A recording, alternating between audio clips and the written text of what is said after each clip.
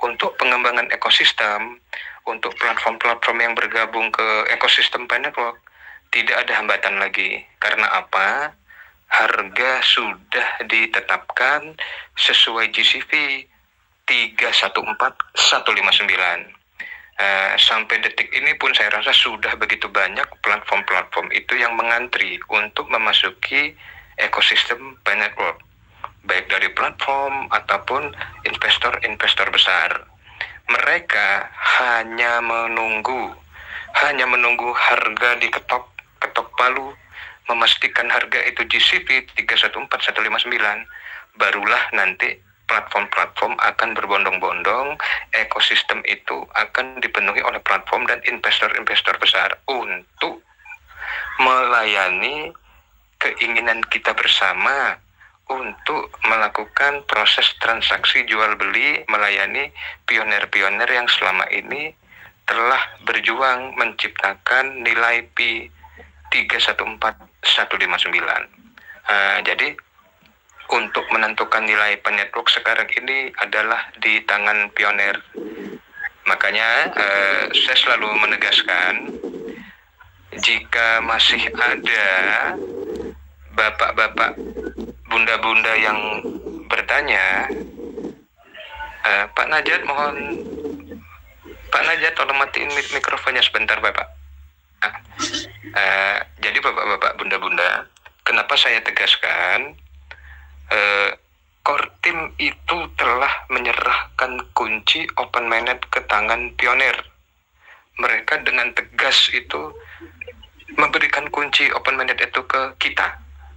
Ibaratnya mereka itu menyerahkan kunci ini, silahkan kalian tentukan open mainnet.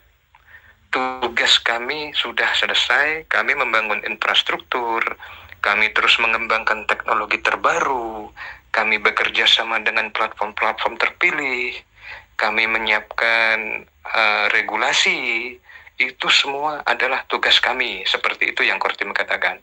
Kami minta tolong kepada pioner, kalian itu bukannya suruhan, bukannya bawahan kami, tetapi pioner itu adalah mitra, sejajar kedudukannya. Mereka butuh kita butuh core team. Artinya apa? Core team minta tolong kepada kita, tolong tugas kalian para pioner itu satu, tetapkan harga terpadu, harga yang seragam.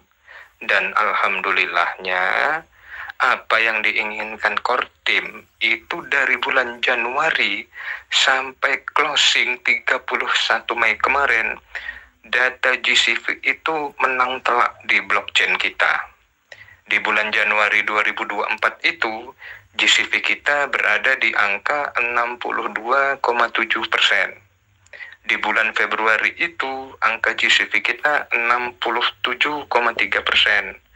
Di bulan Maret, GCV kita itu 74,75%.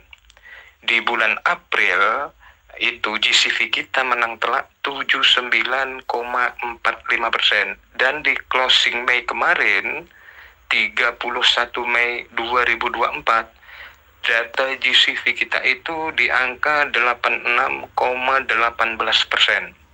Sesuai target yang ditetapkan oleh Duta Global kita Miss Dorisin, kita harus menguasai data di blockchain itu GCV 60-80%. 60% sampai 80%. Alhamdulillah, dari Januari sampai Mei kemarin, 31 Mei, kita sudah di atas target yang ditetapkan minimal 60%. Data totalnya rata-rata dari Januari sampai Mei kemarin, itu GCV kita total rata-ratanya 5 bulan itu di angka 81,76%. Sudah di atas target malahan 80%. Totalnya 81, ini berapa sih? 81,86%, Bapak-bapak, Bunda-bunda. Closing 5 bulan itu dirata-ratakan, 5 bulan itu GCV kita itu menang 81,86%. Jadi secara target GCV yang diamanahkan oleh Kortim untuk membentuk harga terpadu, kita sudah menang telak melawan pasar gelap. Artinya apa? Kita tidak bisa sempurna untuk memenangkan blockchain 100%. Karena apa? Di segala macam bisnis, di segala macam sektor bisnis, sektor perdagangan, yang namanya pasar gelap itu sampai kapanpun tidak akan pernah bisa diberantas. Hanya bisa kita kurangi, tidak bisa diberantas. Nah, makanya dibebankan target GCV kita itu 60-80% dan alhamdulillah sudah bisa kita capai. Nah, ketika Kortim menyerahkan kunci open mainnet ke kita, mereka menyuruh kita untuk membuka mainnet itu kapan, dan kita bisa menjalankan amanah dari Kortim. Kita bisa membentuk harga terpadu di blockchain 80%. Artinya apa? Berarti kita berhak menentukan tanggal open mainnet kita. Berdasarkan apa? Berdasarkan data GCV di blockchain yang menang telak sesuai permintaan Kortim bahwa Pioneerlah yang membentuk harga. Nah, itu kemenangan kita di sisi GCV di blockchain. Ya, yang kedua, apa hubungannya antara petisi duta-duta GCV dengan konferensi global GCV sebanyak 4 konferensi yang dimulai tanggal 5 Mei dan nanti diakhiri konferensi keempat itu 16 Juni 2024. Nah, di sini sedikit saya jelaskan secara detail. Guna konferensi 4 kali itu adalah untuk mengumpulkan petisi suara, Bapak-bapak, Bunda-bunda, petisi suara dari 100 negara lebih pendukung GCV yang disampaikan melalui duta, wakil, atau ambasador masing-masing negara. Nah, jadi sebagai perwakilan itu ditunjuklah duta-duta atau ambasador untuk membacakan pidato berupa pidato lisan, pidato suara. Tujuannya untuk melengkapi dokumen Kortim agar SEC atau Securities and Exchange Commission, Komisi Sekuritas Exchange dan Bursa Amerika itu benar-benar mengetahui bahwa bukan Kortim yang memandu harga, bahwa harga itu dibentuk oleh Pioneer, karena Kortim harus patuh kepada ketentuan SEC Amerika yang melarang Kortim itu memandu harga. Nah, itulah gunanya kita membuat pidato dari 100 negara lebih, karena untuk melakukan satu konferensi itu waktunya sangat panjang, dibagilah menjadi 4 konferensi.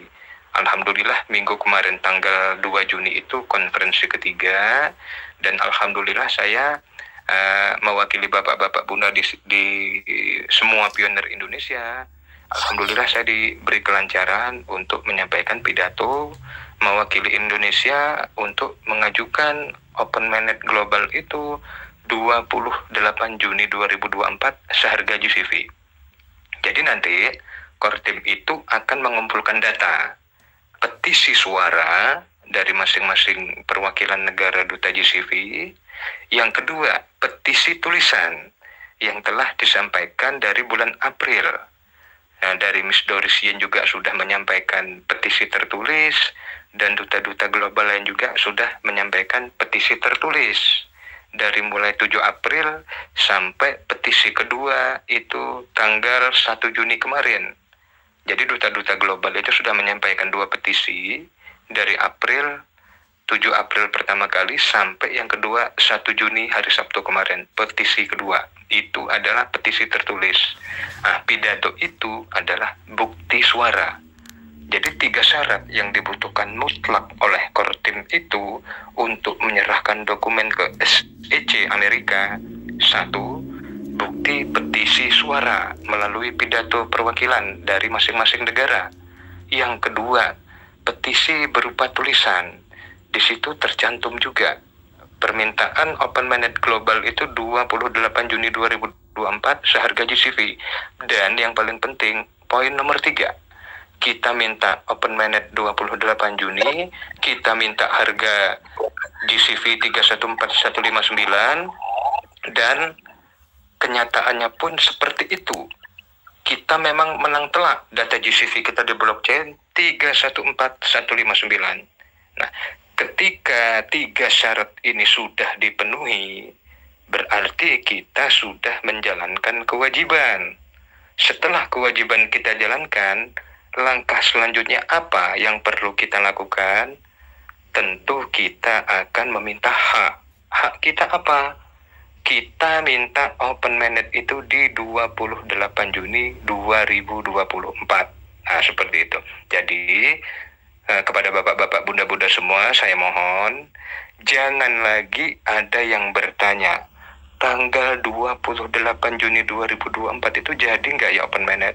Itu adalah hal yang salah menurut saya. Karena apa? Seperti yang saya katakan di awal tadi, Kortim telah menyerahkan kunci Open Mainnet ke Pioneer. Jadi kita rubah, mohon kepada bapak-bapak, bunda-bunda untuk merubah mindsetnya, merubah pola pikirnya. Jangan lagi bertanya, Open Mainnet jadi nggak ya 28 Juni? Kita rubah mindset kita. Yang kita ucapkan seperti ini, ayo kita Open Mainnet 28 Juni. Ayo kita Open Mainnet 28 Juni. Dengan cara di waktu tersisa ini sampai 28 Juni perbanyaklah transaksi barter P2P di blockchain sesuai GCV, agar ketika Kortim nanti ketok palu mengumumkan kemenangan GCV kita, data GCV kita itu benar-benar menang mutlak sebanyak mungkin. Kenapa saya menjelaskan ini? Itu ada hubungannya dengan pemberitahuan di beranda Pi Network yang terbaru, bahwa pencapaian kita sekarang adalah 11,1 juta akun KYC, 5,58 juta dompet migrasi. Nah, itu ada hubungannya. Tetapi di dalam kalimat itu kalau diartikan apa? Tetapi tingkat pertumbuhannya itu tidak linier. Mungkin kalau bapak-bapak, bunda-bunda sudah baca pengumuman Kortim di beranda aplikasi Pi Network kita, ada tertulis itu kalau diterjemahkan. Tingkatnya pertumbuhannya itu tidak linier. Artinya apa? Karena Kortim pernah mengumumkan bahwa syarat Open Mainnet itu ada 3. Harus 15 juta KYC, harus 10 juta dompet migrasi, dan harus 100 aplikasi yang siap tampil di mainnet terbuka, di Open Mainnet. Tetapi pada pelaksanaannya, aplikasi belum sampai 100, dompet migrasi belum sampai 10 juta, dan KYC belum sampai 15 juta. Yang menjadi PR bagi mereka, GCV kita sudah matang, sementara 3 faktor tadi belum sampai. Artinya, Kortim akan memilih Pioneer. Artinya, kebijakan bisa dirubah melihat situasi yang berkembang. Jadi bapak-bapak, bunda-bunda, saya tegaskan di sini, saya juga mengutip sedikit artikel dari Miss Doris. Jangan kita terpaku kepada 11,1 juta dompet yang KYC, 5,58 juta dompet migrasi. Kita fokus aja kepada blockchain kita. Sebanyak-banyaknya kita cetak data GCV di blockchain sampai tanggal 28 Juni 2024. Itu cuma permintaan Kortim dari pengumuman di beranda Pi Network 3 atau 4 hari yang lalu, saya lupa. Itu artinya pengumuman mereka itu. Kemajuannya itu tidak bersifat linier. Itu terjemahan kata-kata inti, itu adalah kode keras. Itu adalah kode sangat keras dari Kortim. kemajuannya tidak bersifat linear, artinya tidak berpatok jumlah KYC, tidak berpatok dompet migrasi, dan tidak berpatok 100 aplikasi siap tampil, tetapi mutlak kemenangan GCV kita. Nah, nanti setelah open mainnet bisa dilanjutkan proses KYC, dilanjutkan migrasi dompet menuju 10 juta, dan dilanjutkan pengembangan aplikasi platform menuju 100 aplikasi. Nah, jadi core team itu intinya minta di sisa waktu 24 hari ini sampai tanggal 28 Juni nanti, kita diminta fokus perbanyak data transaksi GCV di blockchain. Itu udah kode keras, bapak-bapak, bunda-bunda, di aplikasi pemberitahuan, di beranda Pen.network kita. Itu maksudnya penegasan core team, kode kerasnya. Karena apa? Mereka tidak boleh memandu harga, tetapi memberi isyarat lewat sebuah kode keras. Tidak peduli mereka dengan KYC, tidak peduli dengan dompet, tidak peduli dengan aplikasi harus 100. Mantapkan GCV, kita open mainnet. Setelah open mainnet, KYC bisa disesuaikan, migrasi dilanjutkan, pengembangan ekosistem terus berlanjut. Intinya seperti itu, bapak-bapak, bunda-bunda. Pesan isyarat kode keras dari core team, sesuai yang tertuang di beranda. Jadi jangan hiraukan lagi info-info beredar di media-media sosial, yang ini, yang itu, yang ini, yang itu. Saya mohon mulai sejak kita di obrolan malam ini, abaikan, karena core team akan melakukan pengumuman resmi di aplikasi Pen.network kita di beranda. Itu sudah kode keras tanggal 2 Januari kalau nggak salah kemarin itu, bahwa kita itu disuruh hanya mencetak data blockchain GCV sebanyak-banyaknya. Itu intinya obrolan saya malam ini. Mungkin kalau ada bapak-bapak, bunda-bunda yang mau ditanyakan, khusus malam ini agar topik kita tidak melebar mengenai Pen.network dan GCV. Lanjutkan untuk di catatan kami, arahan agar kita semuanya selaku pionir selalu melakukan transaksi peer-to-peer ya, di antara pionir dengan pionir, bisa oleh teman. Dengan transaksi peer-to-peer inilah nanti akan membentuk sebuah kesepakatan jual beli satu pionir dengan pionir yang lain. Kemudian di dalam catatan kami juga syarat open mainnet yang awal itu adalah ada 3 item, yaitu target KYC ada mencapai 15 juta. Kemudian yang kedua yaitu terjadi 10 juta dompet wallet dan 100 marketplace. Nah, dari itu tadi, setelah ada rapat